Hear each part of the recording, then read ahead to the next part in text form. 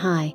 I'm robo-Suzie and today I'll talk to you about glycemic index and diabetes criteria.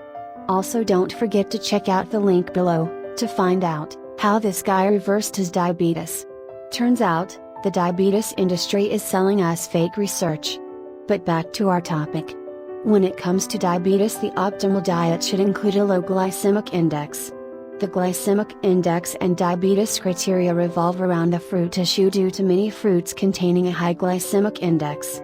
The question here is it safe to consume fruit on a regular basis if you are a diabetic and a regular consumption of fruit good when you are trying to lose weight?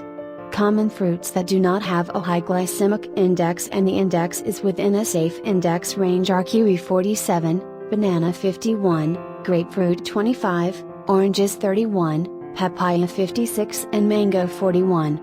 However, watermelon has a high index of 72. An interesting factor that scientists have now proved is that the index is not that reliable when it comes to predicting the cause and effect food has on blood glucose levels, insulin and cholesterol levels. Diabetics need to be concerned about the glycemic index of certain foods that are otherwise fiber and nutrient rich. For instance, fiber that is present in nuts has far more significance in blood sugar levels than does the glycemic index. Carbohydrates that are high glycemic such as various grains, which belong to the glycemic index and diabetes index, are not recommended by researchers. However, these types of carbohydrates will not elevate the blood sugars if the grains are eaten whole and the overall content of the diet is low fat. Glucose intolerance and insulin insensitivity or resistance is linked to high glycemic foods when eaten with a large amount of fat. High levels of insulin is secreted when there is a lack of insulin receptors in the cell surface, and this is caused by eating foods that are high in saturated fats. A low insulin response is notable when carbohydrates are eaten which do not contain fat, and this includes fruits.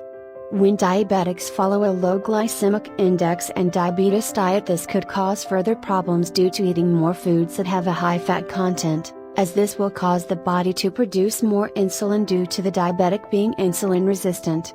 The index is not extremely accurate, due to the fact that foods react differently from person to person, so how can this index be accurate?